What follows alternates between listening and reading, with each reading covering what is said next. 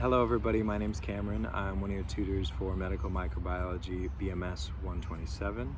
I wanted to take a minute or two to introduce myself, and I think a great starting off point is what Robbie suggested, talking about one of my favorite albums. The album that comes to my mind is Versus Other People's Heartache Part 3.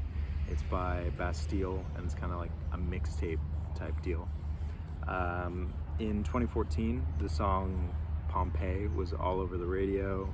Everybody loved Bastille, and they used this to kind of like feature a bunch of artists on this album that was collaborative, and a lot of these artists have since come into their own. I don't know if you've heard of Lizzo or Haim. There's probably a couple others if you get the opportunity to look through the album and tell me if there's somebody that I should know, that I should listen to, that's also on there. I think it's a really cool album.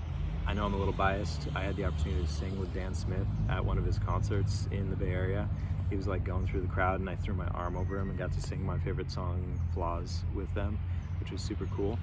Yeah, it's hard to imagine doing that nowadays, but I had the opportunity then and I took it.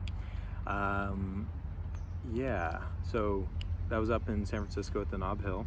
I was more or less raised up in the Bay Area. I went to Diablo Valley College, which is actually right over my shoulder here, and then I transferred to UCSB, where I studied biopsychology.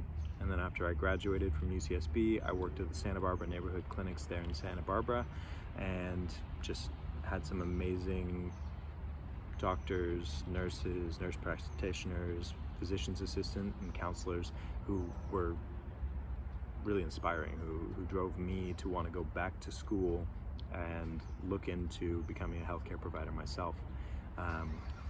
So that's what led me to taking the biomedical sciences courses at SBCC, and ultimately, of course, to taking and then tutoring for medical microbiology.